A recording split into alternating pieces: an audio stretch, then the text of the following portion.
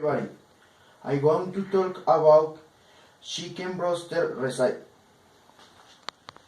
Ingredients: 1 chicken parts, 2 eggs, a cup half of breadcrumbs, 150 grams of flour, pepper to taste, salt to taste, 750 milligrams of oil.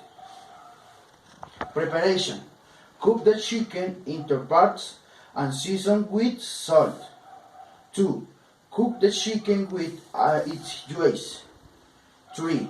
Let the chicken cool and dry. 4. And bowl beat the 2 eggs and put little salt. 5. In another bowl, put the flour, salt and pepper and stir. 6. Put the chicken piece in bowl with the egg. 7. Then take out the chicken piece and put them in the bowl with flour. 8. Heat oil well and deep pan. 9. Put the chicken piece prepared with egg and flour in the oil. 10. Fry the piece for 10-12 minutes. 11.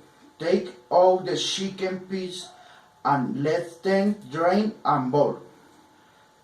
12. Eat your delicious broaster chicken. Thank you very much.